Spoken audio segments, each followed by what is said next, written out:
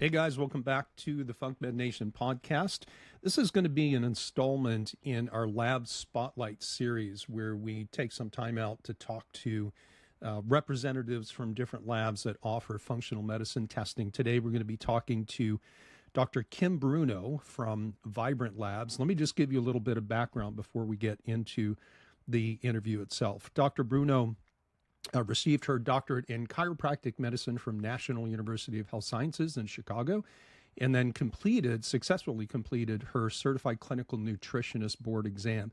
She's continued postgraduate education through the Institute of Functional Medicine and the Clinical Nutrition Certification Board. Dr. Bruno has dedicated her career to working to find root cause to patients' medical issues, as well as promoting a preventional model of health. Dr. Bruno is currently the Clinical Director of Outreach and Medical Science Liaison for Vibrant Wellness Lab, working to educate providers on the use of functional medicine lab tests for treating complex patients. Prior to working at Vibrant, she owned a private practice for 17 years and worked together with a variety of healthcare providers in multidisciplinary practices, and was functional medical director at the largest immunology clinic in Colorado. She is a Colorado native who enjoys hiking and paddleboarding and finds most joy in spending time outside in nature with her husband and 2 daughters. And without further ado, here's my interview with Dr. Bruno. Dr. Bruno, welcome to the podcast. I appreciate you taking time out to talk about you and your background, as well as Vibrant Health or Vibrant Labs. Like, how do you guys refer to yourself? Because I know you have like these 2 divisions. There's the Vibrant Wellness, and then there's the kind of more standard lab side. So internally, how do you talk about yourselves? Yeah, so we're definitely, our branding is Vibrant Wellness. It has progressed, and there are different arms and divisions within Vibrant, but Vibrant Wellness is really going to be the overarching. And as we move forward, and especially since we are going more global, we're expanding across Mexico, Canada, into Europe. And so the Vibrant Wellness is that bigger overarching brand, more so than just Vibrant America. Oh, that's awesome. And I want to come back to that. But before we talk more about the lab itself, why don't you give us a little bit of your background? Because, I mean, you're not just a representative for Vibrant and working in the clinician liaison department, if that's the right term. Yeah. But I know you've got a pretty rich history in functional medicine. I don't know. I couldn't tell from your bio if you're still practicing or if you've kind of transitioned your career strictly with that, but it kind of sounds like you still have your finger on things. Yeah. So talk to me about your background. You and I are both chiropractors. Yeah. We both at some point moved into functional medicine. It's exclusively what I do and have done for, 15, almost 20 years now. So what's your story? Like, what's your origin story? How did you get to where you are? Where did you start? Well, Well, first of all, thanks so much for having me. I'm excited to talk about this. And, origin story, I always think is funny because, you think of people's like how they got in their careers, a lot of times they think is like this linear line, but mine is definitely it's all over the place. And I will say that I always knew I wanted to be in healthcare back when, and this is a pretty funny story, I'll keep it real short, but I would take my light bright and I would plug it into a surge protector outlet in my dad's office and press the reset button and make it into an x-ray machine. And I would blow out the circuit in my parents' house. And they would be like, "What are you doing down there?" I'm like, "Well, I'm x-raying my stuffed animals." They'd be like, "Well, I guess we can't really be mad at you for that, right?" So it's I always knew funny. That I wanted to be in healthcare. And I was pre-med, sports medicine in undergrad, and kind of just knowing I wanted to be there, but then at the same time, being fearful of things like the MCATs and organic chemistry and some of the other things that were on my way to get to that path. So kind of roundabout way, I tackled organic chemistry, ended up loving it, biochem, and I really kind of found my niche. I loved biochemistry. I loved nutrition.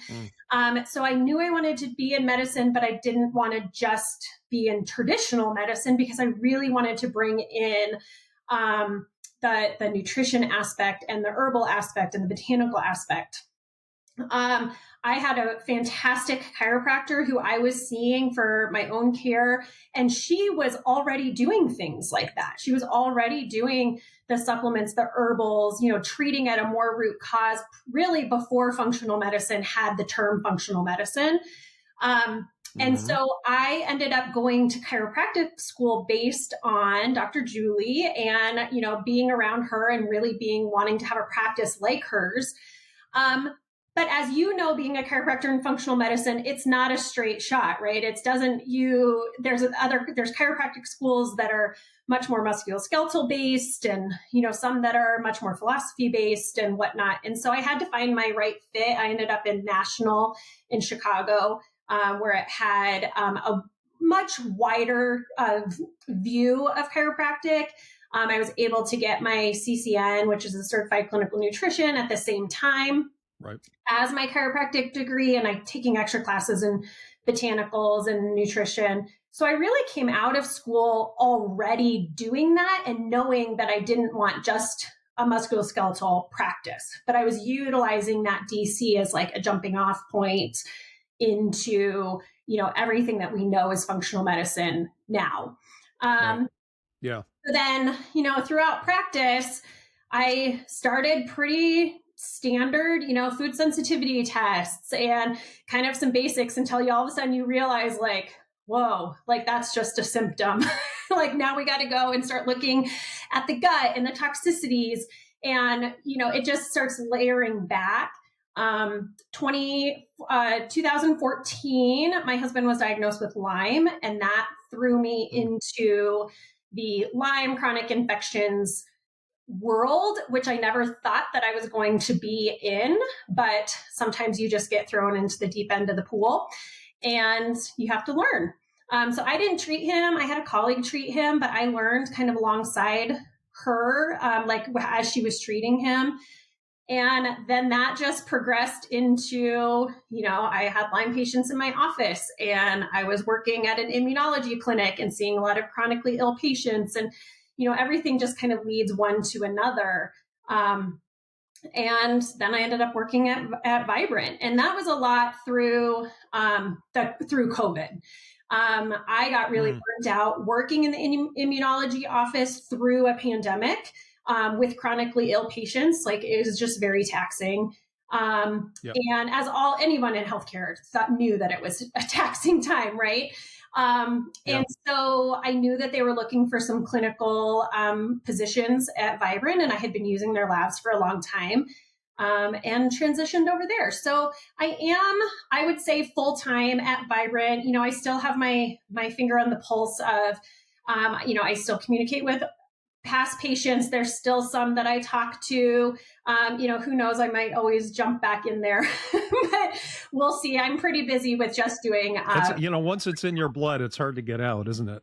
It is really hard. And I know like at that level of burnout, you're like, I'm not ever seeing patients again. And then about 2 years out of, being out of patient care, you're like, oh, I really miss my patients. I really want to go back and see them again. So who knows what the future might bring, as this continues to progress.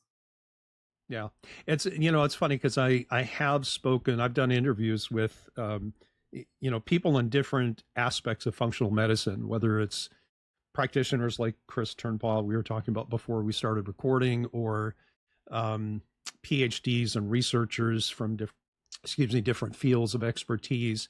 And it's so funny to listen, like nobody's had that straight linear career path. Like everybody has told pretty much the same story, where I started out going in this direction and then something happened and I went this direction, and, step 8, 9, 10, and 12, and here I am right now. Yeah. So it's a familiar story, and I have one myself. I'm not going to bore everyone with it because I've told it before.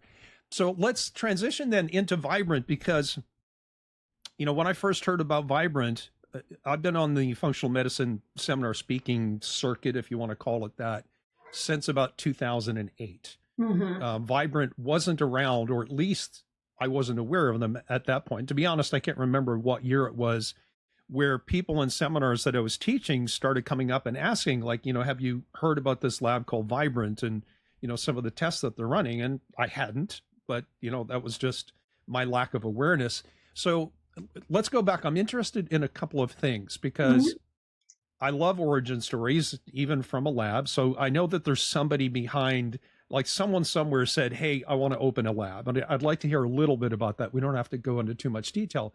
Yeah. But I'm interested in one aspect of that story is that I have heard that Vibrant considers themselves more of a tech company than a lab, even though they clearly offer laboratory services. So how, as a practitioner, I'm going to try to put myself in the position of an average functional medicine practitioner who either doesn't know anything about Vibrant or maybe knows a little bit but wants to know more information. So I'm going to try to put myself in that position. So what's the origin story of the lab, and why, if it is true, why does Vibrant consider itself a tech company rather than a laboratory services company?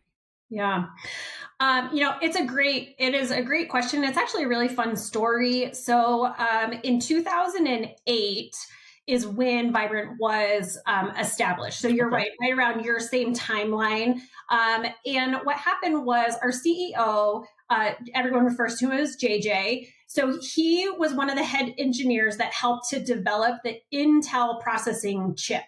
And this is all based on, they were working with Nikon, right? They were in the technology, Silicon Valley. They're creating this microchip for processing. And then he was actually started having some health issues. So similar to how you and I always say that, like, you tend to be going this way in your career, and then all of a sudden, like, you get derailed or you end up going in a different direction. He was also having some health related issues and was starting to, kind of mess around with this microchip that he had developed through Intel of like, can we use this for labs? And it really is about creating more reasonably priced labs with really high accuracy, because lab testing, if we think about like the standard methodology of labs, it hasn't been updated since the 70s. It's like we're still using ELISA testing, even though it's not always great as far as sensitivity, but like we've been using it, the same testing, for a really long time. And so him and a group of colleagues who actually ended up being some of his students that he was teaching at a Bay Area school, and they developed the biochip. So they took this microchip and really determined it into this biochip to be able to do antibody testing, peptides, protein, microarrays. And then from there, they were everything just kind of grew out of that. They realized they could use it in various different levels. But that was really kind of the foundation story for Vibrant. That's fascinating. It's interdisciplinary in the sense that it's the adoption of computer chip technology to laboratory services. So are you equipped to speak to actually how this works? I mean, for example, we could describe how an ELISA testing plate works. Yeah. Can you speak to, and if not, that's okay, but can you speak to actually how the chip works? Because in my brain, I'm going like, I have a very basic understanding of how microcomputer chips work. Yeah. But I have no idea how you bridge the gap between that and something that's in the world of biology. Yeah.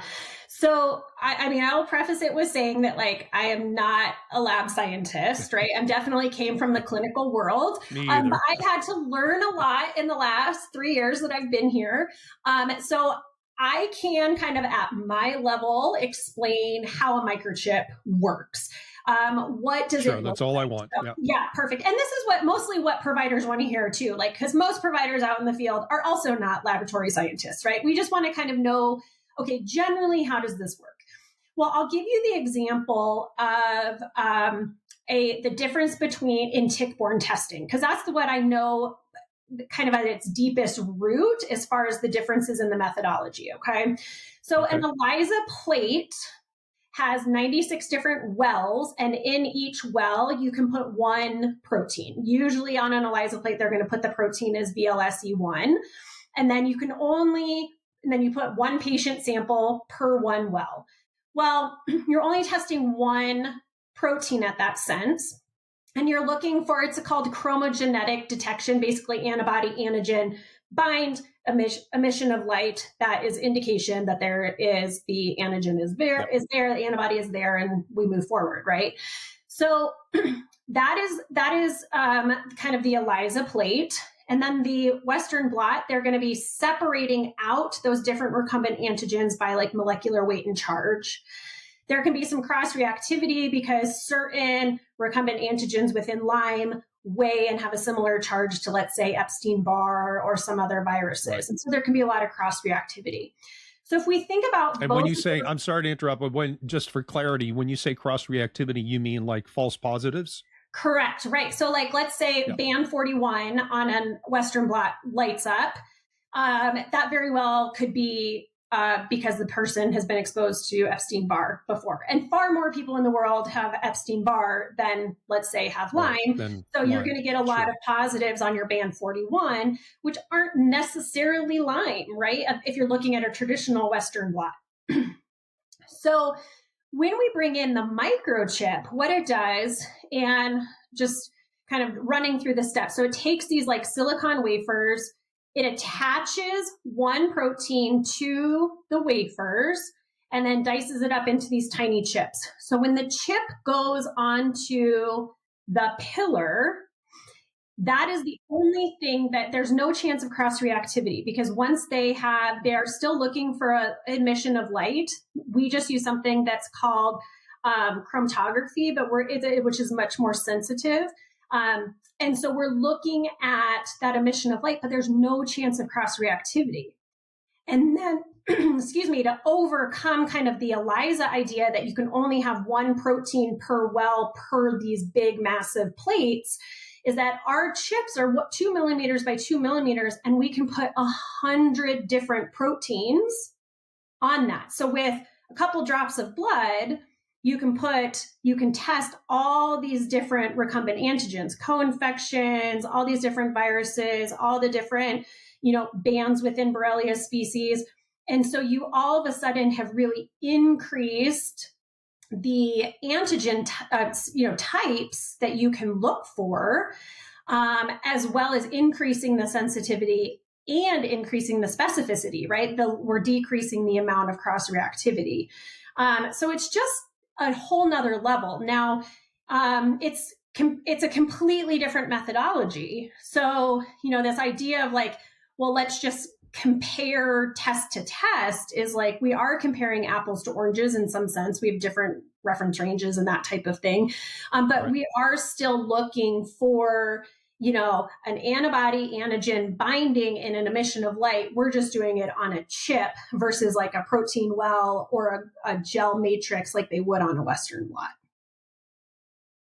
So you said something earlier, and you kind of hinted at it as you were going through that description, and thank you for that. In JJ, the founder of Vibrant, you said that one of his goals was to help reduce the cost of diagnostics. Mm-hmm. And so I can imagine, and I guess that's where technology comes in, because I would imagine in developing tests that are more sensitive, more specific, those have a higher cost than things that are less sensitive and less specific. And maybe I'm naive and that's not really how it works. But was this balance between cost and accuracy, was that one of the driving forces when JJ said, hey, I think we can, bridge this technology with this technology and create something that's really, truly disruptive in the business space? Because, and I, when I shot my ideas about this conversation to you, I had kind of floated this idea that my impression of Vibrant, and I've used Vibrant for several years now. I don't use them for everything. I use them for very specific things. Mm-hmm. But it seems to me that when a practitioner uses Vibrant Labs, they get more information for less money. Yes. Right. So is that part of the mandate? Is that, part of the mission and the vision at the executive level with Vibrant, that this is a stated intent, or is this just a happy coincidence? I would say I mean, obviously, I'm not at the board meetings at the top, but the couple times that I have met with JJ, I've met with Vasant. They are verbalizing it. We want to be able to offer more for less. Now, so many times in our kind of like practitioner mind, we're like, well, then what's wrong, right? Like if you're offering more and it costs less, like there's something wrong. Like, am I getting discount sushi here? Like, what's happening? And it's Yeah, like, exactly. you Yes. know, it's more that because of the technology, we can have smaller spaces. We don't have to have these huge, massive labs. So we're already cutting down on costs there. The machines Okay. are completely automated, right? This chip or this pillar plate, which I know you guys can't see what I'm saying, but it's like maybe the size of like a CD case. And on that, you have 100 pillars, and each pillar is a patient, and then each chip can have up to 100 different antigens.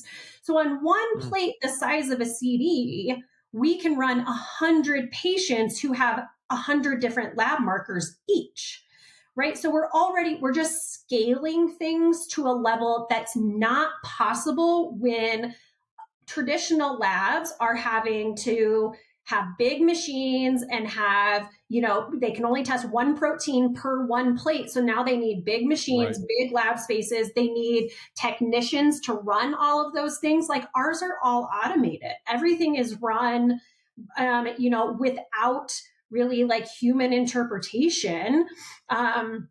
So when you cut a lot of those things out, yes, the technology is expensive, but you're cutting costs in a lot of other ways.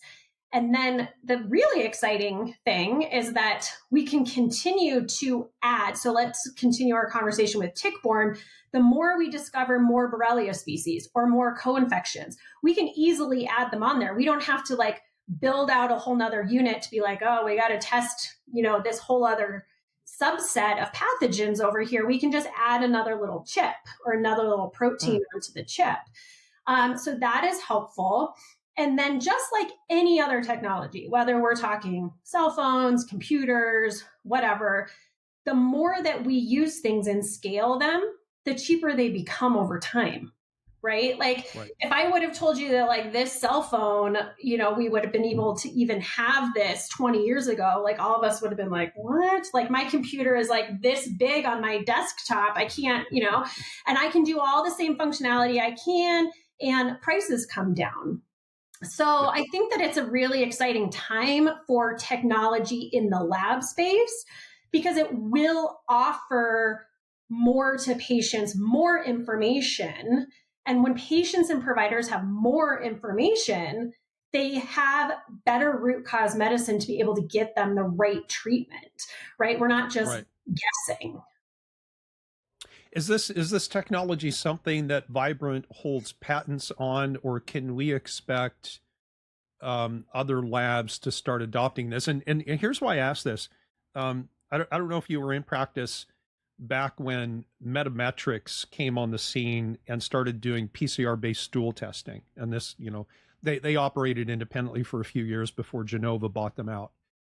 And at the time, all the labs that were doing either standard microscopy, like culture microscopy, or they were doing like Molotov, they were all looking at PCR technology going, oh, this doesn't work for stool. And so there was this animus between kind of like the old guard using gold standard, already accepted technology, and the new guy on the block. And now most labs that are doing high level stool testing are at least using PCR to, parse out the microbiome, if not doing it for the entire assay. And maybe we can come back and talk about specific. I know you've said a few things about the tick-borne testing, but I think at the end of the conversation, I'd like to just toss some questions to you about specific things, whether it's the tick-borne, the mycotoxins, the viral panels, or even the stool testing, the gut zoomer that you guys do. Let me come back to this idea. Like, is this patented technology? Is this something that is not patented, or it is patented, but Vibrant is going to license the technology? Are we going to start to see this being adopted by other labs? So the microchip technology, protein microarray and peptide microarray is proprietary and patented to Vibrant. I will tell you that people are trying to figure out how it works, and I don't know. I don't know all about patent law and all of that, but when I give a presentation out in the world, a lot of times some of our biggest competitors are the people who are sitting in the front row, like trying to like figure it out, right? So that the chip part is absolutely patented. Now, PCR, we use PCR too for our stool test, right? Like you mentioned, lots of other people do PCR. So we have kind of we have four technology pillars: the protein microarray, peptide microarray, those are patented to us. We have PCR. The PCR that we do, what we add to it is we do multiple gene sequencing rather than just specific genes. And we're also going to do bead beading, which basically means it's going to come in and agitate the sample with glass beads to break up biofilms to better access the genetic material. So those things are not proprietary to us. Other lab companies could do that too. And then our last thing with is like the urinary mycotoxins and those types of tests, we use mass spec for. And mass spec is also not proprietary to us. We do have the highest level of machinery so that we can detect parts per quadrillion, which is the best in the industry. But lots of other people use mass spec as well. And so that one's maybe not proprietary to us. So, I mean, I can't say 100% that we would never see any other type of lab, offering something coming through as far as a microchip goes, but it wouldn't be exactly the same as the microarray that we're offering. Yeah. Yeah. I shared a quote with you, and you may have heard it before. It was a German philosopher basically was saying that, the evolution of truth happens in different stages. First, it's ridiculed, then it's rigorously opposed, and then it's accepted as self-evident. Mm-hmm. And metametrics and the PCR testing in stools seem to have followed that. And I remember back in, I don't know, maybe 2012 or so, when I started doing calcium heart scores in clients that had cardiovascular risk. Back then, the calcium heart score, the high-speed CT scan for that purpose was actively being opposed. Mm-hmm. And now you can get them done at pretty much any hospital, and a lot of cardiologists do this as part of the routine evaluation. Yeah. So, I would hope a couple of things. I would hope that, for the sake of our field, and I'm speaking just strictly as a clinician, I would hope that the technology enjoys wider adoption. But I understand that Vibrant would want to keep a competitive advantage, right? Because it is a good thing for me and my clients to have access to accurate information with more information at cheaper cost. Like, that's a deal I'll take pretty much any day. Is there a team that is actively looking to disrupt other current gold standards like mass spec, or are they just kind of satisfied with where they are right now and say, okay, we're clearly the disruptors with the proprietary technology. We're just going to leave everything else alone because we're doing enough. Or are you guys actively trying to figure out how to do all those other things better as well? I think our effort is more in utilizing the technologies we have to further increase the testing offerings. So to my knowledge, there isn't a trying to develop, a different or better type of, let's say, mass spec or different or better type of PCR. But we're going to use the testing that we have to measure things that have never been able to be measured before. And actually, we're launching a test this month that will do that. We're going to be able to measure damaged products of oxidative stress, actual direct measurements, right? Like that's revolutionary in and of itself, of being able to say exactly what is the level of oxidative stress that's happening in this patient's body, and be able to measure it, make lifestyle changes, measure it again, get extra data points. And so we're going to be able to use that. That's a urine test. We'll be using mass spec for that to measure those. So and is that, sorry to interrupt, but again, just for clarity, and maybe because you haven't rolled it out, you can't tell me, but are you talking about looking at F2 isoprostanes and 8-hydroxydeoxyguanosine. Is that what you're talking Well, about? Or are you talking about something different? 8-OHDG, we've been testing for a long time, right? Like we have that on our total tox test, on our urinary hormones test. Like that's a pretty standard marker out in the functional medicine space. This one, and just give me a second.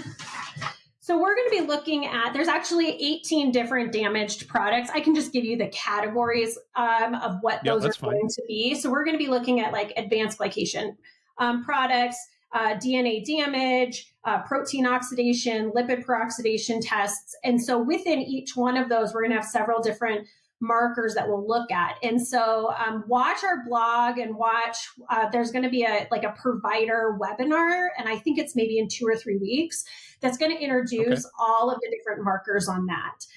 It also will be paired with a genetic component.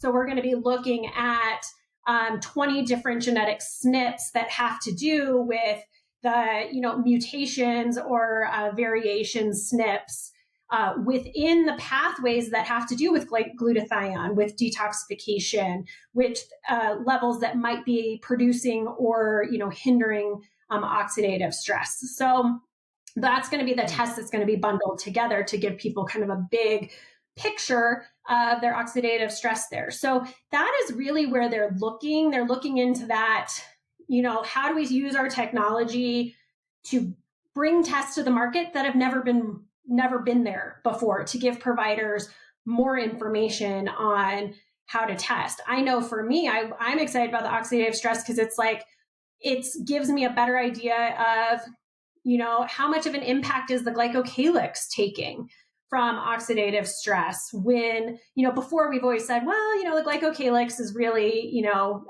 is susceptible to oxidative stress damage, but we don't know what the actual markers are. And this can help to give us. We couldn't quantify that.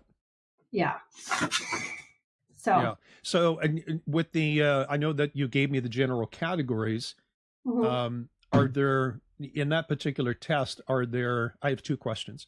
Yeah. One is, are there things that are very specific to mitochondria?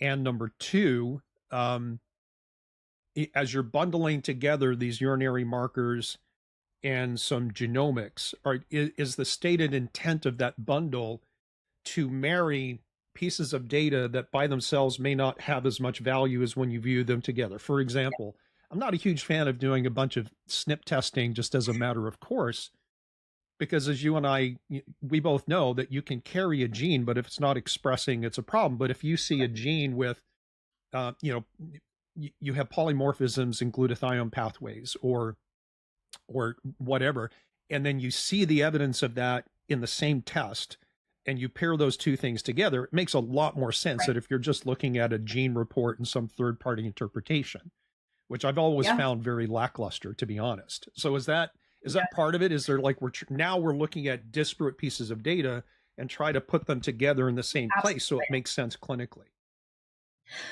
And that's exactly it, because, even if you think of something like nutrigenomics, right? Like we look at all these genes that have to do with different types of nutrient absorption and conversion. But if you're not measuring the actual nutrient level, it's just a SNP, right? Your body could be creating a genetic bypass, a workaround. You could be having enough of that nutrient in your system, whatever.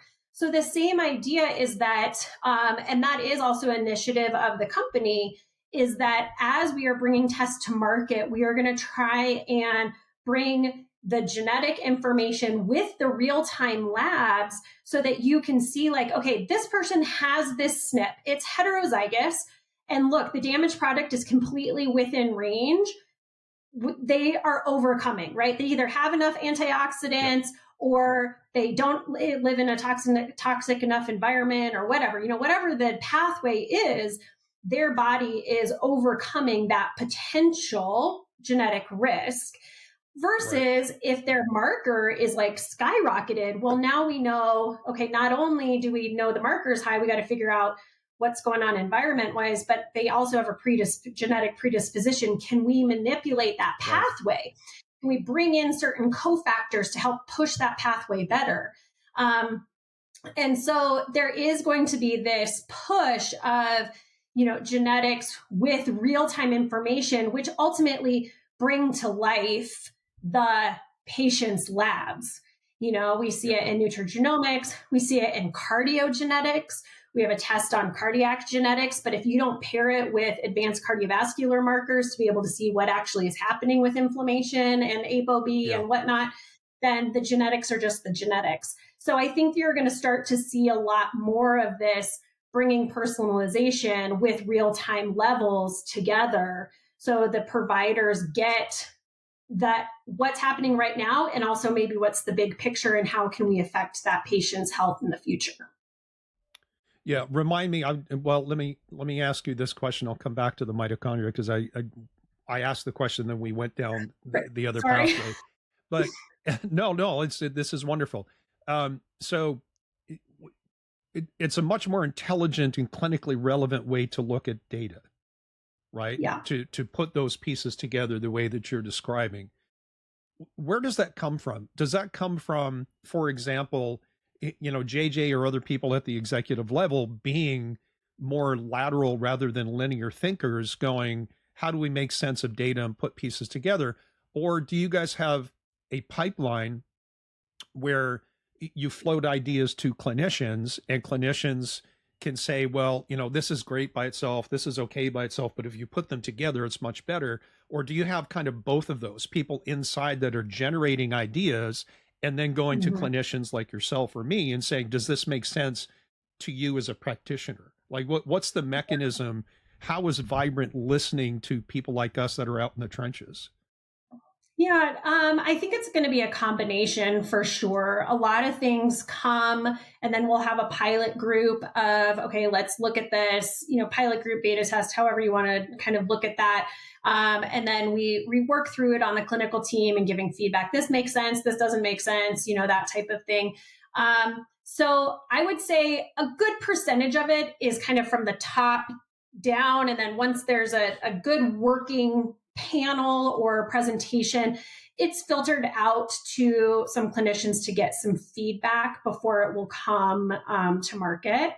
And I don't know, I think a lot of times from what I can tell, and again, I'm not there in the board meeting, but what, I think they're paying attention to, the healthcare space of the future. What's coming down the line, right? It's all about things like longevity, post-COVID, of course, there's a big emphasis on chronic infections, what's going on. And then in the longevity space, what are all the hallmarks of aging? And then trying to make sure we have pieces in there. So something like oxidative stress makes sense there. Because we've already really covered the foundations, right? The foundations of functional medicine, gut testing, hormone testing, toxin testing, like we have kind of the basics. You are going to start seeing genetics added in there. We've added toxin genetics. We're going to add some GI genetics into some of the tests we already have.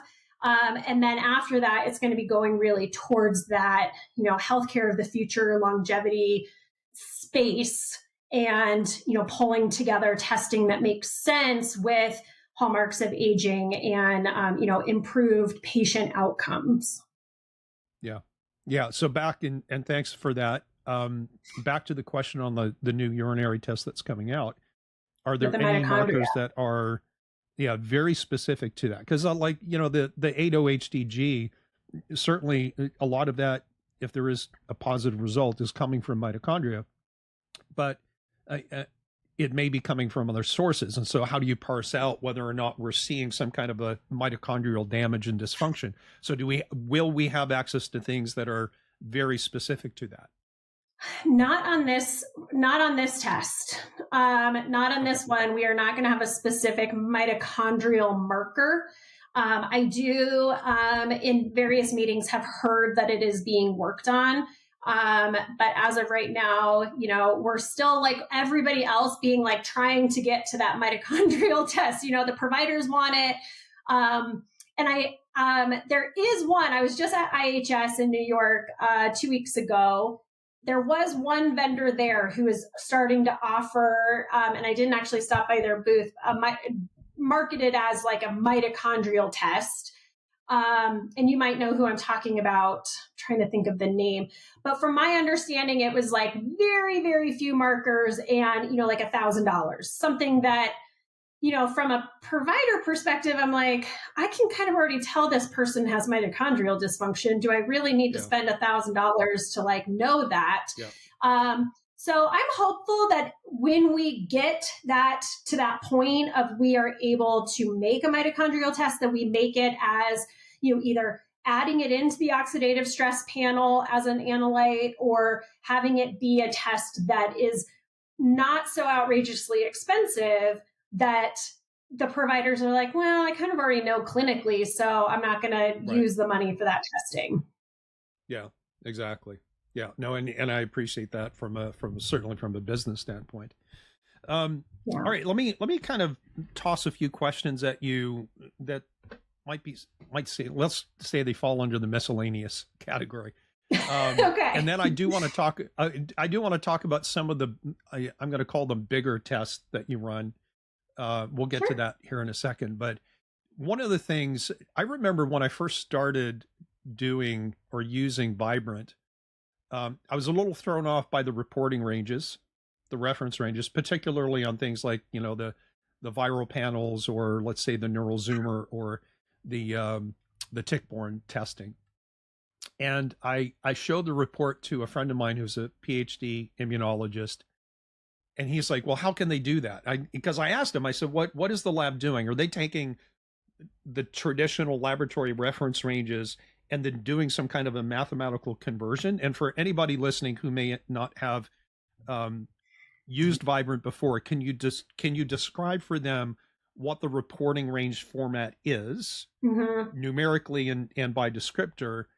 And then I have a specific question about what does that represent? And I don't want to preface it yet. So can you describe what the reporting ranges are? Then I'll ask my question, and then we can delve into why you guys do it that way, because it is quite different than what most labs are doing. Yeah, it is. So, and that really comes back down to the technology. So when you use a microarray, when you use a peptide or protein microarray, there's not a standard reference range like an ELISA reference range, or like, some of the other reference ranges that we would see on kind of standard testing. And so the reference range becomes that if you're from 0 to 10, when you're looking at a test, that's going to be coded as green. And that is really called, from the laboratory scientists that I talk to, they're like, this is immune system noise, right? So like if somebody has a 5, it's still coded as green, but it's because there's these lower levels of maybe some binding or immune system, like white noise in the background, right? It's not the door slamming, the big, like, we found something, but there's like some white noise back there just because everybody has a lot of IgGs in their system, IgMs in their system, like we've got immune cells that are there, and other factors too that could be kind of like disrupting, causing some noise. Okay. So that's an important piece, because a lot of times I'll hear from providers, well, if it's not there, why isn't it just 0, right? Like, why is it 5? Is that significant? Does that mean something? And it's like, no, it's really noise. At 10 to 20. And let me get your, I'm sorry to interrupt. I keep interrupting you. My apologies. Okay. I've always explained that, like, again, and I've taught hundreds of blood chemistry courses and courses where we touch on immunology, and quite often get that, like, what's the functional range for certain antibodies? I'm like, well, there really isn't, but the expectation that you're going to have 0 antibodies is unrealistic, because to my understanding and knowledge, there is always a background level of, and for anyone who's listening on the podcast, I'm using air quotes, autoimmunity, in the sense that you're going to generate antibodies just in the routine process of cleaning up your cellular environment, right? Because your immune system is going to be exposed to sequestered proteins. And so a certain small degree, what your scientists are calling background noise, a certain very low level of autoimmunity is part of normal immune balance and control. Would you agree with that? Absolutely. Absolutely. Yeah. Our immune systems are interacting in our environment constantly, every day, to everything. So it will but that doesn't necessarily mean that there's an issue there. It just means that it's active Right. and it's working. So yeah, same idea is that there's that level there. That means that it, which is why it's not zero. And we don't want it to be zero, right? I mean, Right. we would have a big problem if we had zero antibodies in our That's system. right. You'd probably be dead. Yeah, correct. So, All right, so that's the 0 to 10. Yeah. Yeah, I'm sorry. So That's the then 0 we to have 10. So what about the 10 yellow. to 20?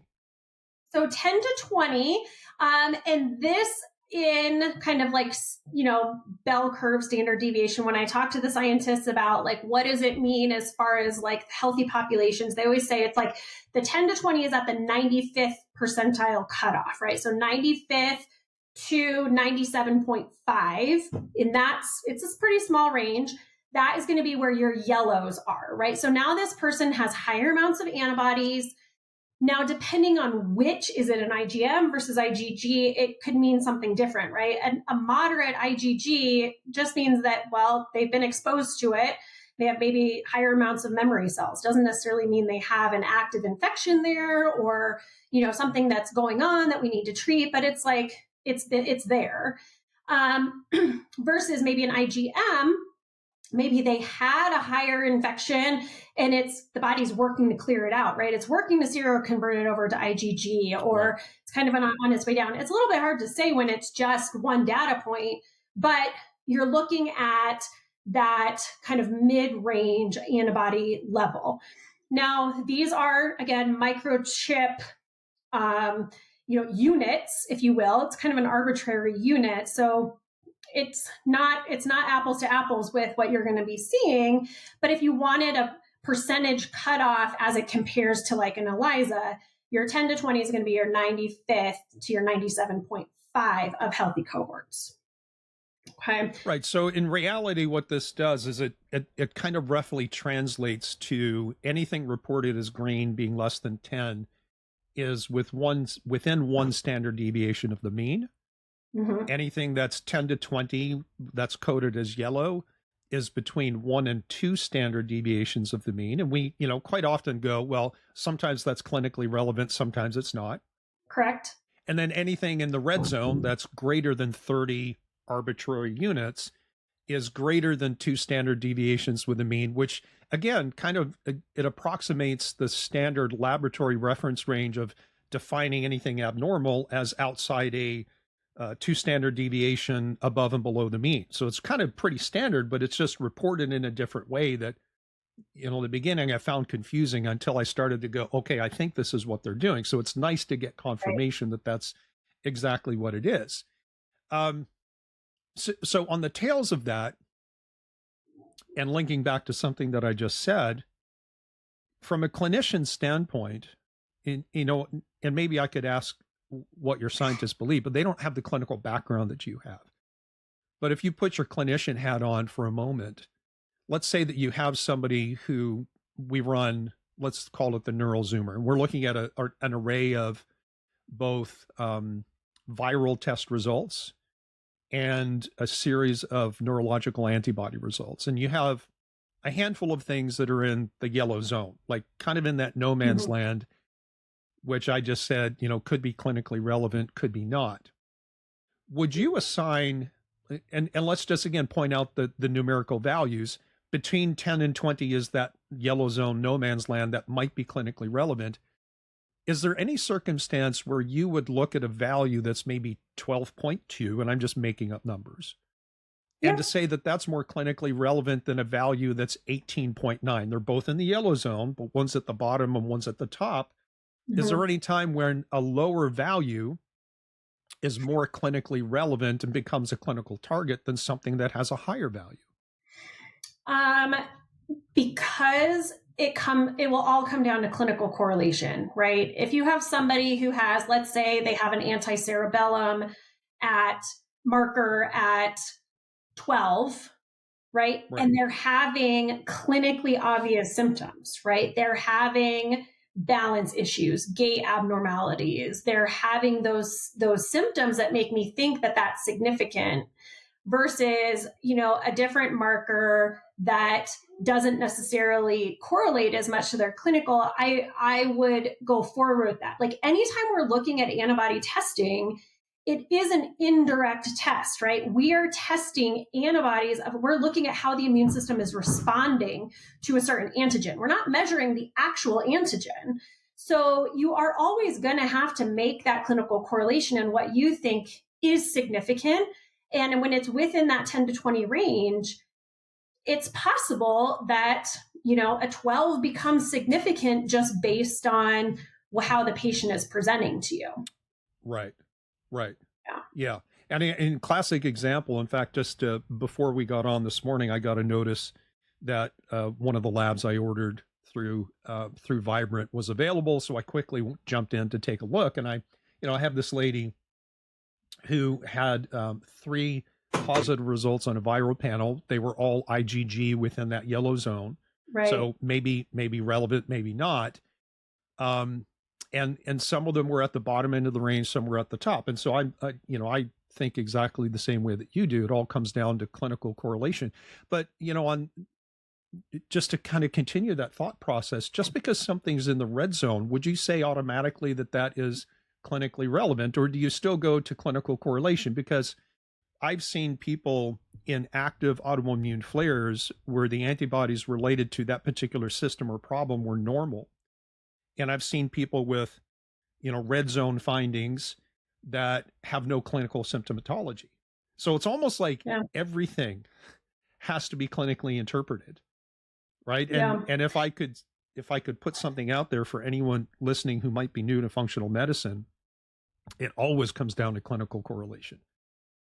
Red, green, or yellow, it doesn't really matter, right? If you don't see evidence of the problem, then it's not there. But it's nice when things correlate, for sure.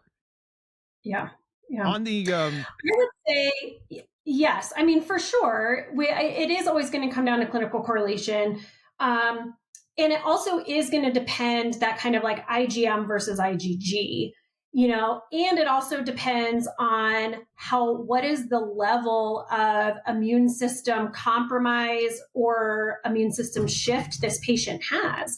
Because if their immune system has been hijacked by, like, let's say whatever infection they might have, or, they're dealing with high amounts of autoimmunity, or they have low total immunoglobulins, like all of that has to come into account when we're now measuring the immunoglobulins related to that particular antigen. So it is, it's a test to help us say, like, okay, what is the immune system seeing? Is that relevant? Does it make sense? Right? And how do we kind of then use that? I know how I use it a lot in clinical practice is, I take my history and I've already come up with what I think is going on, and I'm using the lab as like confirmatory, right? It's helping to say, like, and so when the lab comes back, I'm like, oh, well, yeah, I knew I was going to see Babesia because I already knew that but now I can confirm it, right? And I think a lot of that really comes from that IgG. When I see a high IgM, I know that the person is throwing those Marines in there. They've got some active immune system response. And so there's going to be something I'm going to kind of head towards more than, those IgGs, we're just going to have to kind of clinically correlate it all the way through. Yeah. And thank you for pointing that out. I should have pointed that out when I was going on my little soapbox there for a second, that, that it's always clinical correlation is far more important. Well, it's always important, but you're right. When you see the IgM elevations, particularly in the red zone, it's like that's almost always your bullseye. Yeah. Almost always, right? Yeah. Hold on, one quick. Okay, so please go ahead. I'm sorry, my puppy decided that she didn't want to be in the office anymore. Oh, that's okay. No, not a problem at all. So, what you guys offer a lot of different testing. Like you guys run the gamut from just regular blood work to many different specialty tests. You pretty much run the gamut of what is considered standard testing in the functional medicine world, like meaning specialty testing. What do you guys think that you do really, really well compared to other labs? And putting the more information for less money and scale, put that aside. What do you guys think that you do really, really well that other labs don't? Yeah. It's hard to pick because we do, you're absolutely correct. We have such a wide array of tests. Couple things. Our signature test, the test we came to market with, was the Wheat Zoomer.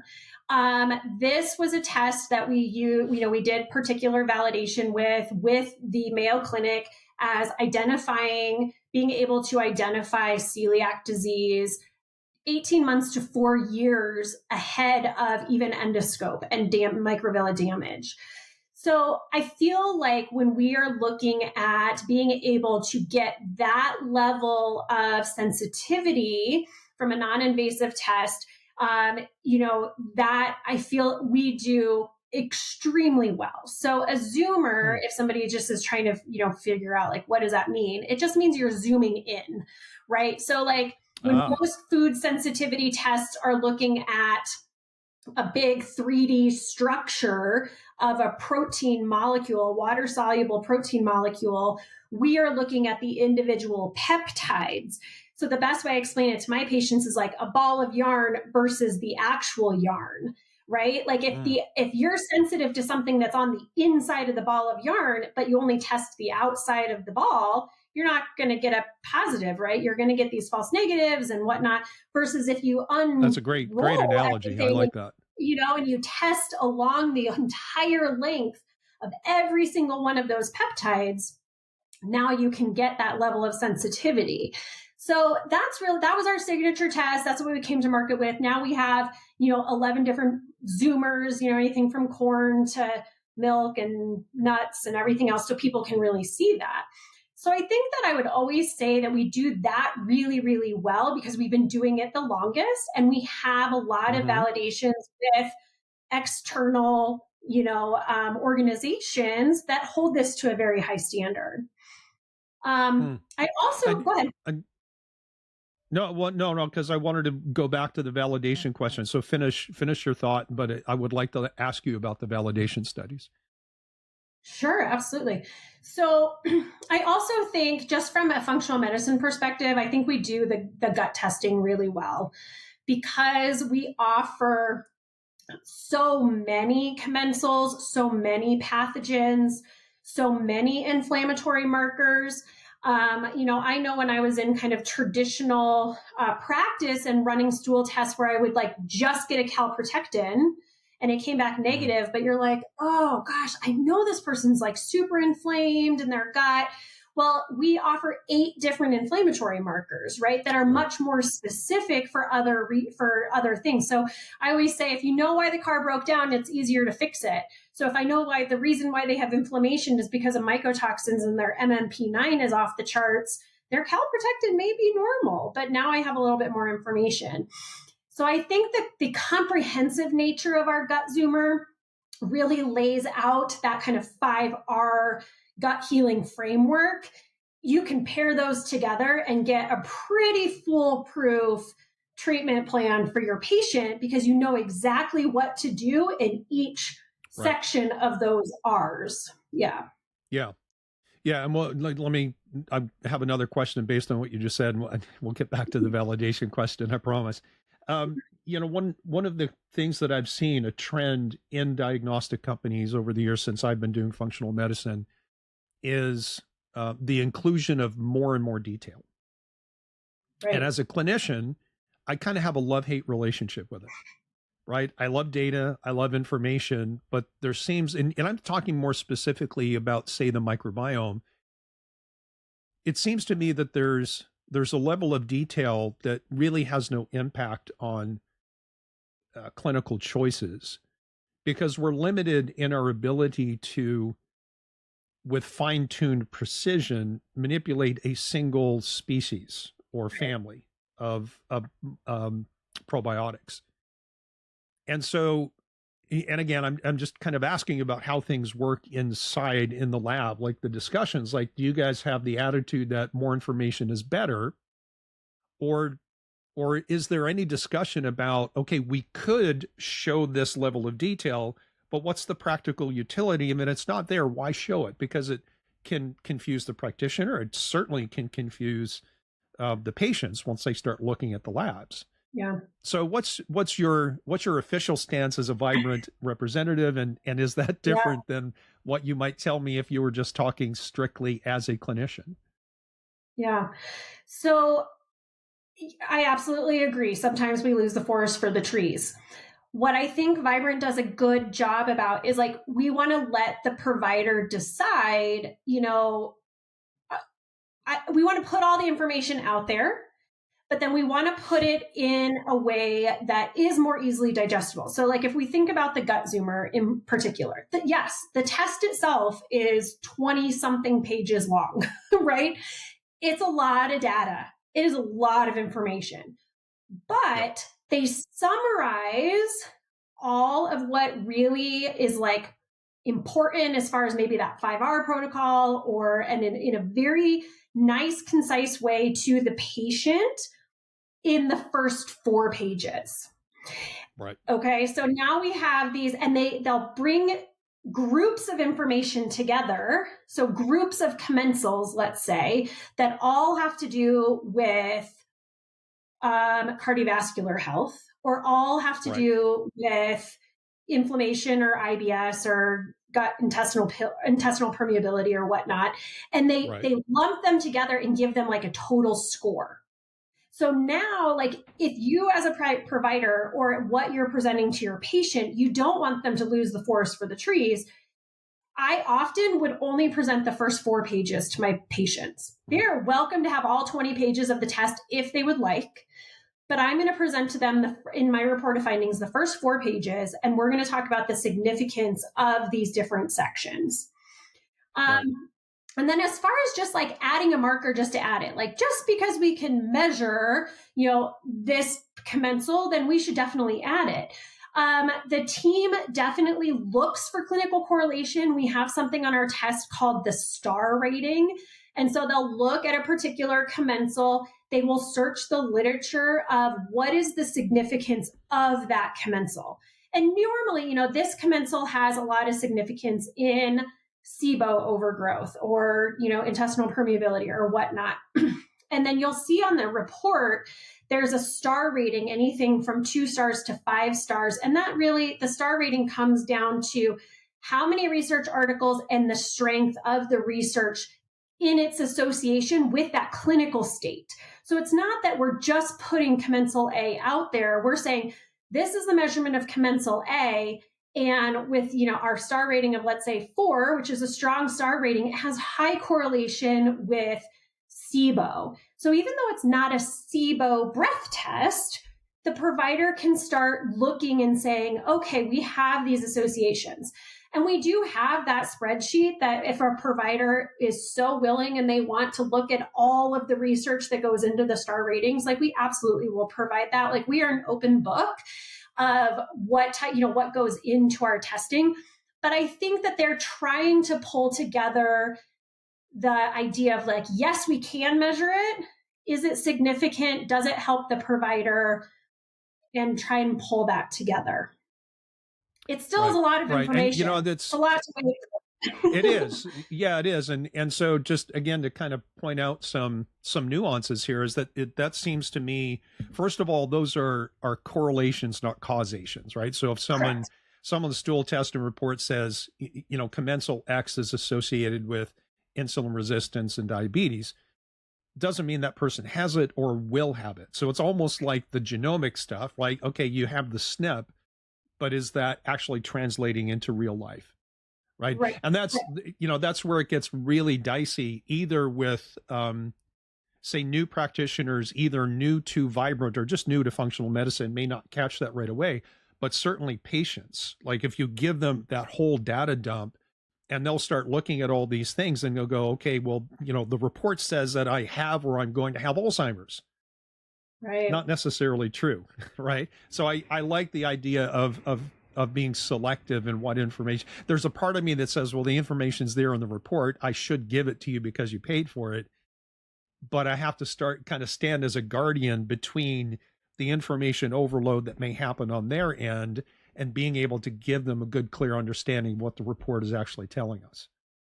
Absolutely. Absolutely. And we actually just giving you more information about what's to come. I do know that IT is working on providers' ability to choose the type of report that goes out.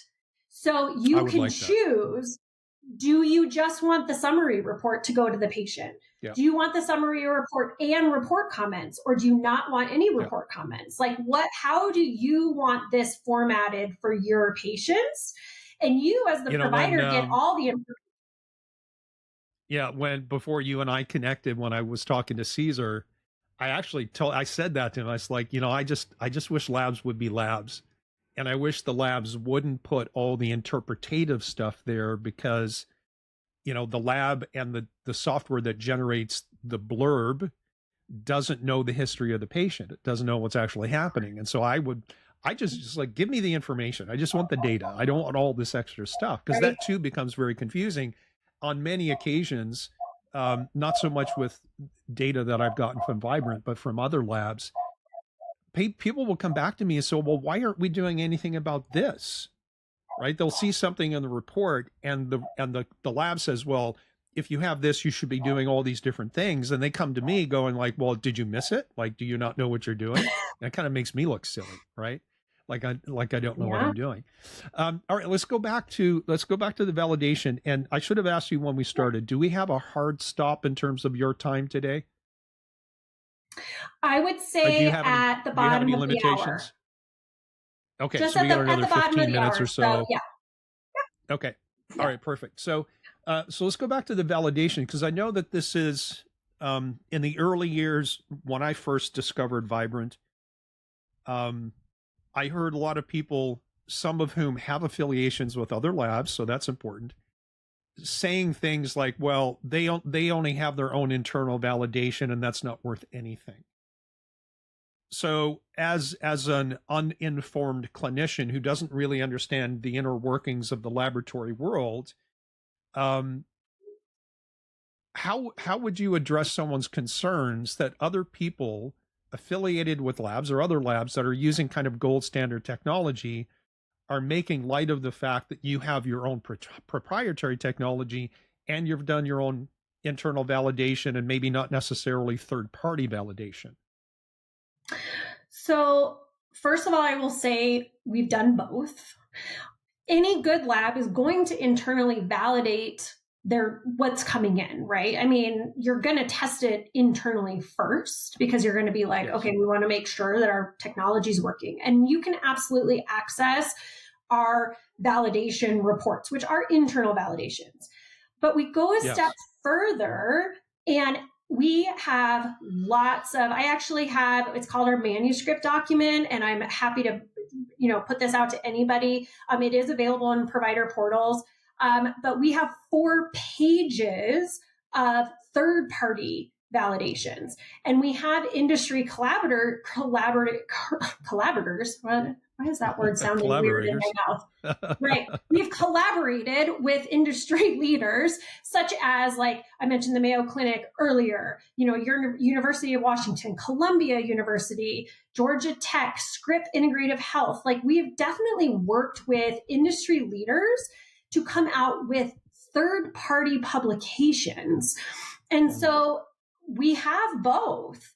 And that, I think, is something to really be proud of.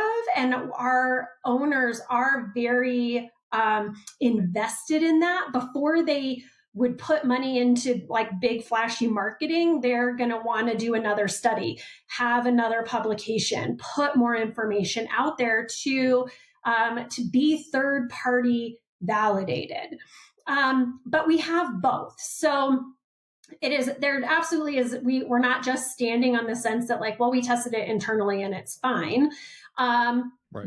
We definitely have gone to both of those. And then I will also say, as far as like the internal validations, we have a CAP accreditation. We've had it since 2015. We've been recertified every single year, so we've never lost it, which means that when we do an internal validation, we're doing it at a level that's higher than other functional medicine labs. Most other functional medicine labs just have a CLIA accredited or CLIA certification. A CLIA certification in the lab world is ultimately like having a driver's license. Everybody should have it, does have Everyone's it, got it. just to operate, right? It's an operational certification. Versus the CAP accreditation sends us blinded samples. They have people show up on site unannounced to like double check everything. And we have to perform and validate at certain levels across our test menu in order to keep that CAP accreditation. So, we're really trying to check all the boxes. And so, yeah, we have internal validations. Every lab should have them. But we also are doing the extra. The extra. And for those who don't know, can you define CAP? Yeah, so it's the College of American Pathologists is the CAP accreditation, which is it's the highest accreditation kind of in laboratory science of what to get. And it's hard to get and it's hard to maintain because it's not like you just get it once and then you have it. You're constantly sent blinded and unblinded tests and having people show up. And we just went through our CAP accreditation in December. And, it's completely unannounced. And all of a sudden, it's just the lab has to be performing at a certain level with a certain level of reproducibility, a certain level of testing validations to be able to get that kind of like seal of approval. Yeah. So that's for anyone who's looking at labs, like, because in our world, labs crop up periodically. And sometimes they really take hold and kind of take off like Vibrant has.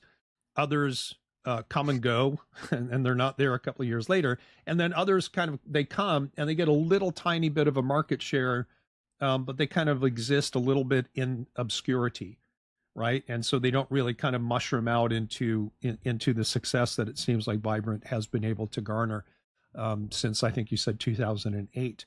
Right. So I want to respect your time and thank you so much for the time that you have given me. I would like, and maybe we can handle this offline, maybe talking about having you come back and pick one or two or three of the big tests like the tick-borne, maybe the total tox test, the neural zoomer, things that do really allow us to zoom in, pun intended, zoom into the clinical picture in certain areas that a lot of practitioners find really challenging. I'd love to have you back to talk about those things. Sure. But why don't we close with this? Like what's on the horizon? I know that you mentioned the urinary test for oxidative stress, which seems to be a few steps beyond where other labs are currently offering. Right. What do you anticipate coming out with maybe in the next year? Do you guys have a kind of like a backlog of things that, okay, this is our list to develop, we just haven't gotten to items 2, 3, 4, 5 yet? What does that look like?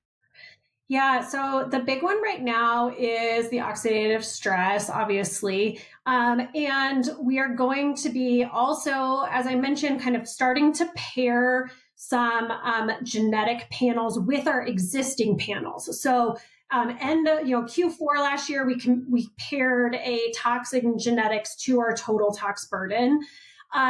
Coming forward, we're going to do some GI genetics with the gut zoomer. We're going to do some hormone metabolism genetics with the urinary hormone testing. We're going to be bringing in kind of this pairing so that across the test menu, we can start to pair more of those together. We are expanding our cardiogenetic test. So the Cardia X, if you're familiar with that, it was a test originally developed by Mark Houston of all these different cardiogenetic markers.